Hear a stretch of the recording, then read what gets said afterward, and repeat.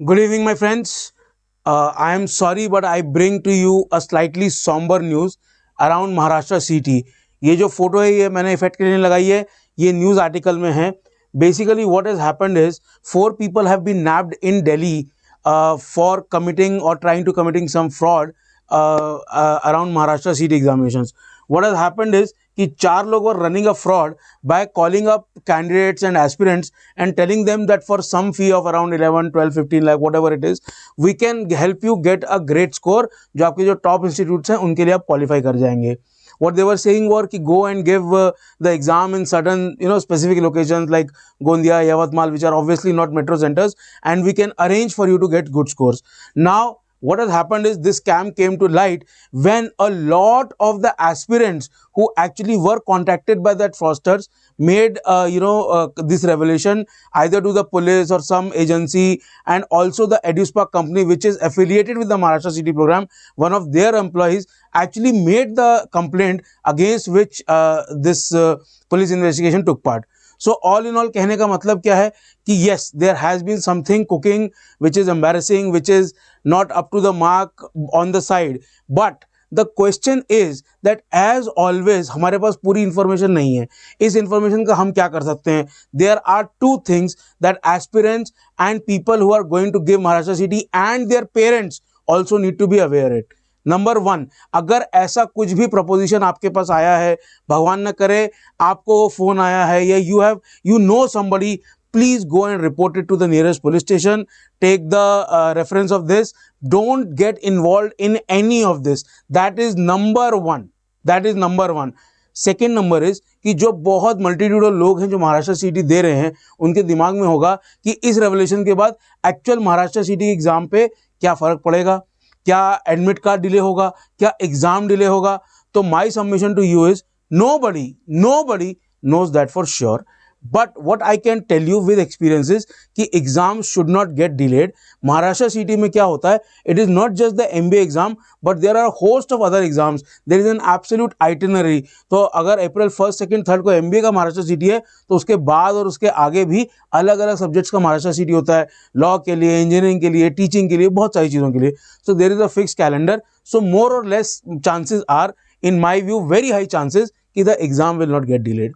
Second thing is will the admit card gate delayed. देखिए last year जब Maharashtra city हुआ था, it happened on 9th and 10th March if I'm not wrong, and the admit cards had come on the last day of February 27th or 28th, something like that. So approx 10 दिन का. अब मोटा मोटा मिला के 10 दिन ही बचे हैं एग्जाम के लिए. तो प्लस और माइनस करके in those 10 days the admit card is about to come within a day or two. I do not think that because of this news or because of this happenstance there will be any delay, because admit card का जो process है that is rather independent process, streamlined process. हालांकि उसमें logistical issues आते हैं, इसी के कारण कभी कभी डिले होता है. इस साल कैट में भी admit card got delayed by a day और at least 48 hours something like that. So उसके लिए आप बिल्कुल टेंशन मत लीजिए. मैं आपसे सिर्फ इतना कह रहा हूं कि इस टाइम पे ये न्यूज़ हो, कुछ भी न्यूज़ हो, कितना भी नॉइज हो, you just can not afford to get distracted. ठीक है, मैं आप लोगों से हाथ जोड़ के विनती कर रहा हूं, अपने सिलेबस पे ध्यान दीजिए, अपने रिवीजन पे ध्यान दीजिए. रिवीजन में क्या गैप आ रहा है उस पर ध्यान दीजिए, क्या पहले आपने नहीं पढ़ा उस पर ध्यान दीजिए. जो आपने डिसाइड किया था कि ये मेरी स्ट्रेंथ है, इसको मैं पूरा पक्का करूंगा, अगर उस पर कॉन्फिडेंस है, तो कुछ आपने जो छोड़ दिया है, जिसको स्ट्रेंथ को आपने 3 बार रिवाइज किया है पर वीकनेस को सिर्फ 1 बार किया है, उसके ऊपर थोड़ा सा ध्यान दे लीजिए. PYQs एक बार सॉल्व कर लीजिए. तो मेरा कहने का मतलब है कि जो भी अकेडमिक चीज़ें आप कर सकते हैं, जो actually can help you on the day of April 1, 2, 3, उस पर ध्यान दीजिए. ये सब नॉइज वगैरह से दूर रहिए. आप बोलेंगे सर आप बोल रहे हैं नॉइज से दूर रहिए, पर आप वीडियो कर रहे हैं यूट्यूब पे कि हमको बताने के लिए स्कैम है. बेटा बात वो नहीं है. बात ये है कि ये जो न्यूज़ है ये आप पढ़ेंगे, आपके मॉम डैड पढ़ेंगे, आपके सिबलिंग्स पढ़ेंगे, आपका कोई नेबर पढ़ेगा, आपको बताएगा तू तो कल पेपर देने जा रहा है, देख पेपर के लिए तो ये स्कैम हो गया. मैं आपको कह रहा हूं कि ये वीडियो देखने के बाद just do not think about it. समझ में आ रही बात? तो मेरा कोई अल्टीरियर मोटिव नहीं है आपको डराने का, घबराने का, कुछ नहीं. मैं आपको सिर्फ ये बोल रहा हूं कि आपको कोई कुछ भी बोले, आपने पेपर पढ़ा, मॉम डैड ने पढ़ा, जिसने पढ़ा, बोलो ठीक है, वो मेरे हाथ में नहीं है. जो आपके हाथ में नहीं है, let it be. Simple as that. अपने काम पे फोकस रखो. एकदम अप्रैल 1, 2, 3 को अपना बेस्ट करना है. वो बेस्ट करने के लिए आपको क्या क्या चाहिए, सिर्फ उन पे फोकस करो. आपको ये न्यूज आइटम पढ़ने की भी जरूरत नहीं है. मैं इसका लिंक डिस्क्रिप्शन बॉक्स में नहीं डालूंगा, क्योंकि जो इसमें लिखा है वो लिखा है, जो मैंने आपको बता दिया आपको सिर्फ उतना ही पता है। एडमिट कार्ड 2 या 3 दिन में आ जाएगा। As soon as the admit card comes in your hand, आपको दिमाग की घंटी बजने लगेगी, अरे एग्जाम एग्जाम एग्जाम है। अभी से उसको एंग्जाइटी को कंट्रोल करो, अभी से एडमिट कार्ड आ गया है ऐसा मान लो और उस तरह तैयारी करो। बस ये छोटा सा मैसेज मुझे आपको देना था, इससे ज़्यादा और कुछ नहीं है। सेकेंड थिंग इज, लास्ट के हफ्ते में me and Juhi are going to go live every day, कुछ ना कुछ हम टॉपिक्स करते रहेंगे। मैंने आपको पहले भी कहा था, जो हमारी लाइव्स होती हैं, मैं जो लाइव प्लान करता हूं उसका उद्देश्य ये नहीं होता कि एक 200 क्वेश्चन का पुलिंदा मैं आपको करा दूं, क्योंकि मैं इजी क्वेश्चन सॉल्व कर रहा हूं, उससे आपको कोई फायदा नहीं है। जो मैं क्वेश्चंस कराऊंगा, those questions will be conceptual in nature, those questions will be slightly esoteric in nature, those questions will be slightly, जहां पे कोई मैं आपको ट्रिक ऐसी बता सकता हूं या कोई मेथड ऐसा बता सकता हूं। ट्रिक का मतलब शॉर्टकट नहीं होता, ट्रिक का मतलब होता है मेथड, जो आपको एक बार रिवाइज करने के बाद एग्जाम के दिन हेल्प करेगा।